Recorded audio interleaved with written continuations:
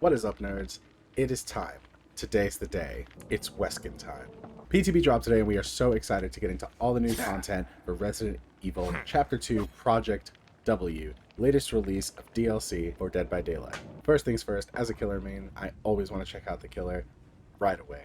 Mastermind. Superior anatomy. Decades of research have culminated in you, something faster, stronger, and more dangerous than any human. When a survivor performs a fast vault within 8 meters of you, this perk activates. The next time you vault a window, your vaulting speed is increased by 40%. The perk has a 30-second cooldown. Sounds like not a lot, but I've watched all morning people playing it, and honestly, it's ridiculous how much you can catch up to a survivor just with this vault speed increase. Next, we have Awakened Awareness. Your genes have been altered to heighten your senses in intense situations. When carrying a survivor, you can see the aura of other survivors within 20 meters of your position. Auras revealed this way stay visible for 2 seconds after you stop carrying the survivor. This sounds insane. I cannot wait to try this perk on my nurse build. And Terminus. You are a brilliant tactician who prepares for every eventuality. When exit gates are powered, this perk activates. While Terminus is active, injured, downed, and hooked survivors are inflicted with the broken status effect until exit gates are open. When the exit gates are open, survivors will stay broken for an additional 30 seconds. So, I mean, if you know you're getting to endgame, it becomes a good idea to apply pressure, get as many people injured as you can, and then once they're done with the last gen, boom, everyone gets broken status, and it's going to be so much easier for you to apply pressure in endgame and really get your 4K. As for the Mastermind's power, Virulent Bond. The Mastermind can barrel forward, infecting survivors with the Ouroboros virus or leaping over obstacles. Press and hold the power button to charge a bound attack. While charging, the Mastermind moves slightly slower as he prepares his strike. When charged, press the attack button to bound. If the Mastermind hits a survivor, that survivor becomes infected or furthers their infection. Should the Mastermind crash into something during this bound, he will slam the survivor, causing damage. If not, the survivor is thrown, losing a health state if they are thrown into any solid object. If Virulent Bond hits a dropped pallet or vault location, the Mastermind vaults over the obstacle. Special effect, Ouroboros Infection. Upon being hit by Virulent Bond, survivors become infected. Infected builds over time, and when fully infected, the survivor suffers from the hindered effect. If a Virulent Bond grabs and slams a survivor while they are fully infected, the Mastermind will automatically carry them. And a special interaction item, First Aid Spray, very similar to the Nemesis T-Virus injection. At the beginning of each trial, several supply crates are spawned. Each contains a first aid spray. When infected, a survivor can use the first aid spray on themselves or another, removing the infection. Each first aid spray has a set number of charges. Now let's take a look at Ada Wong. Ada's first perk is Wiretap. You know the best way to stay one step ahead is to keep tabs on the competition. After repairing generators for a total of 33%, this perk activates. After repairing a generator for at least 3 seconds, press the ability button 1 to install a wiretap, which stays active for 80 seconds. The aura of trap generators are revealed in yellow to all survivors, very similar to Blastmine. When the killer enters within 14 meters of the trapped generator, their aura is revealed to all survivors. Damaging the generator destroys the wiretap. I watched Otz earlier today playing this where he trapped a generator in a shack when the killer showed up, and he was able to fully loop the killer on a shack with no problems because he could see the killer through the walls as long as the wiretap was active. It's insane. Reactive healing.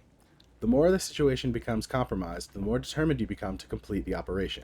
When another survivor loses a health state in a 32-meter radius around you while you are injured, instantly increase your healing progression by 35% of the missing healing progression. If you haven't healed at all and another survivor goes down near you within your own quote-unquote terror radius range, you start healing and instantly get 35% of your bar, as you had none. However, you cannot use this to cap your healing off at the end, because if you're fully healed almost 90%, then you're only getting 35% of what's left, that last 10%, which isn't really that much. So it's very situational. I'm not sure how great reactive healing is going to be. And lastly, low profile. You work best alone. When it's just you and your pursuer, you know how to disappear. When you become the last survivor, this perk activates. Hide your scratch marks and pools of blood for 90 seconds. Now, that's a pretty decent time to be able to not be tracked and run around the map looking for Hatch, but at the end of the day, I think Perk's preparing for endgame, where you are the last survivor, is planning for failure. Probably won't run this perk myself, but I can see its merits for sure. And lastly, we'll be checking out Rebecca Chambers. Rebecca's first perk is Better Than New. You are an expert in combat medicine. Patients leave your care reinvigorated. Upon completing a healing action on another survivor, the targeted survivor gets a 6% speed boost to repairing gens, healing others, opening chests, and cleansing totems for 35 seconds. Honestly, I think this is a fantastic perk to put on your healing build. I think it's really bringing out the support class in the survivor side of the game. I might run this on my own healing build, honestly. Reassurance. Your presence helps allies focus, assuaging the panic associated with extreme conditions. When within a 6-meter radius around a hooked survivor, use the active ability button 2 to pause their struggle progression for 30 seconds. If they are on the struggle phase, it also pauses the struggle skill checks. Reassurance has a 40-second cooldown. What I think is really cool about Reassurance is if more than one person brings it, you can trigger them one after another, and essentially by the time the cooldown comes and someone else triggers there and their cooldown comes and you trigger yours, keep someone on the hook indefinitely. This is the anti-camp. Reassurance is the big old band-aid they're putting on the camping issue right now, and honestly, I've seen it work. If you're pulling it off correctly, especially in a Swift where you're communicating with your teammates, this is fantastic. This is a great perk. And Hyperfocus. You throw yourself entirely into your tasks and find ways to be more efficient than anyone else.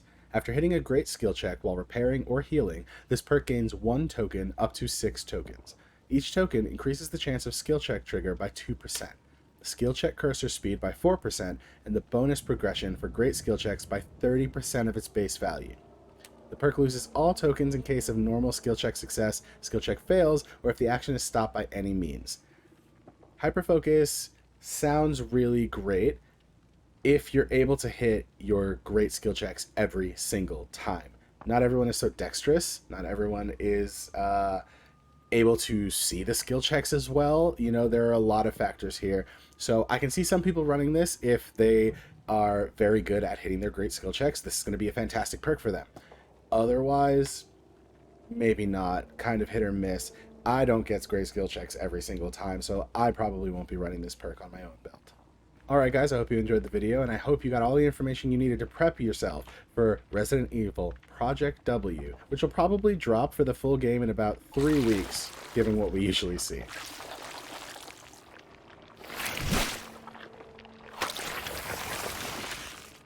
Thanks, Wesker. I'll see you in the next one.